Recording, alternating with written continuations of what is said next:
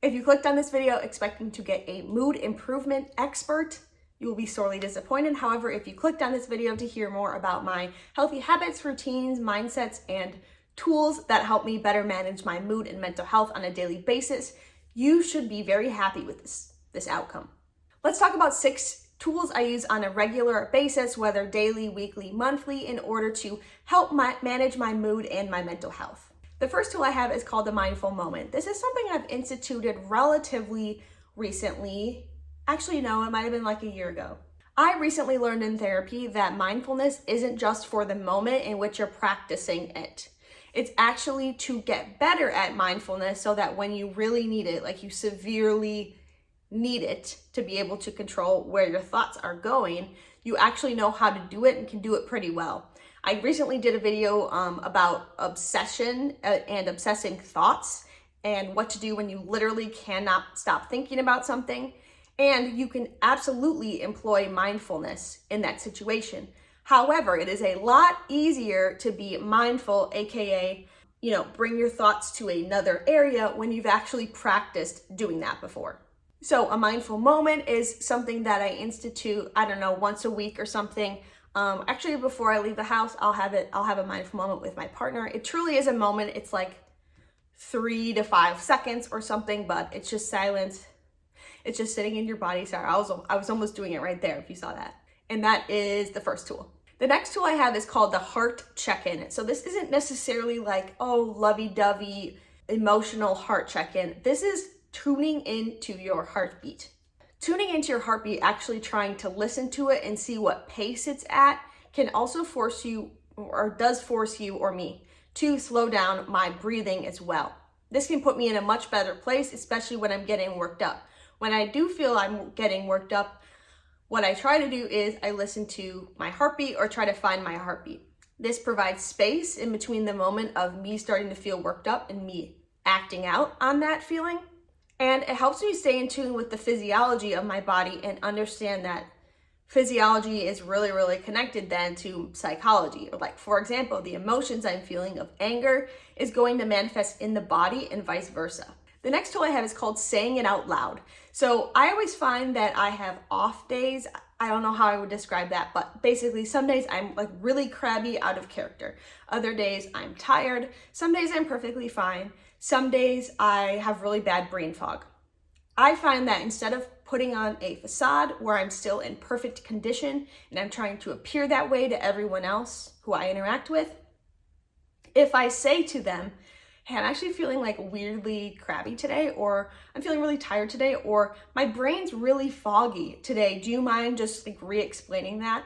That can actually put me in a better spot for the whole day. This allows others to either commiserate with you, to hold you accountable, say you're being cranky and it doesn't call for that, so they're able to then call you out on that because you've already called it out on yourself, or people can support you.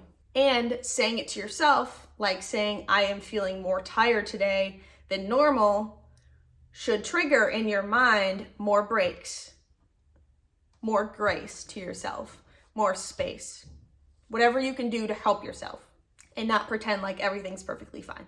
The next tool I have is called Eat the Frog. So I mistakenly thought that lots of people know what Eat the Frog is. I've used it in my life probably like 4 times recently, and none of the people knew what Eat the Frog meant, maybe from context, but other than that, they've never heard of it. I'm on the productivity and like the planner side of YouTube, and so Eat the Frog is a very common saying. Basically what Eat the Frog is you do the hardest thing or the most important thing or the thing you least want to do first thing in the morning or first thing in the working session, so that once you've done that and eaten the frog, the rest of the day is a whole lot easier for you and you don't have to keep thinking about that thing. I absolutely love this method. It does not always work out that way where I'm able to eat the frog or want to eat the frog or do eat the frog, but I also think it's a really cool phrase to be able to implement in your language with others in your life. So even, for example, if you're, buddies with your coworker, you can say, what is your frog today? Have you eaten it? Or what is your frog today? When will you eat it? This absolutely can also and should also apply in personal life. The next tool I have is simply writing everything down. So forgetfulness is a very easy thing to do, especially for busy brains who have a lot of thoughts happening. And our brains aren't supposed to be detail holding, archiving things in our brains when we have tools that could help us do that. Our brain should really be for processing and for critical thinking and actually doing those tasks. But you don't need to record every detail, deadline, date, and memorize it all in your head. You should be able to put it somewhere where you can then reference later. If you're interested in the topic of forgetfulness for busy brains, be sure to check out my video on the subject. I'll link it down below. Using tools really helps our brains be less forgetful because we actually know where to find this information. And tools don't have to be super sophisticated. Sometimes I think people fear that a tool means an entire robust planning ecosystem, when really it could be an alarm that you set on your phone for later that day when you have to check in with something or do something. Finally, and my last tool during this time is called Don't Watch the Clock. So in general, I think we're very time-based as a culture over here. We use time as a commodity. We talk about, wasting time, time is money, all these other aphorisms. Now, watching the time can be helpful for me, of course, but sometimes it's not. It's helpful for me when maybe I'm being a perfectionist about something. I check the time and I'm like, wow, I've actually spent too long on this, longer than I wanted to. I need to wrap this up. However, it's not always the most helpful. I don't always need to know the exact minute of the day and how long things are taking me. The reason why is being able to see the clock on my work computer or my home computer at any given time means that I can draw exact evidence to judge myself for whatever I just used that time for. So for example, oh my God, that took you 10 minutes? Did you really? Okay, so you've been doing this for 45 minutes and this is what you have, for example. That's not helpful. And so sometimes it helps to not watch the clock and not have that clock right in front of you.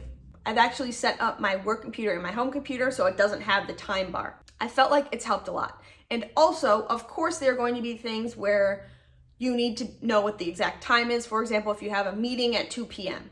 Okay, well, that's great. If that's the case, you can set an alarm on your phone or your computer for 1:45 p.m. Get up, get a break, get ready, and then set another one for 1:55 so you can be ready for the meeting at 2. Also, setting a timer about 15 minutes before you'd like to end work is very important so that you can actually wrap up and or jot things down of where you left off and what your plan is for the next day. Time is a tool, but also turning your back on time can also be a tool. That is the end of today's video. I hope you learned something that maybe you could consider incorporating into your week, this week or month. Thank you so much for watching, and I'll see you in my next video. Bye.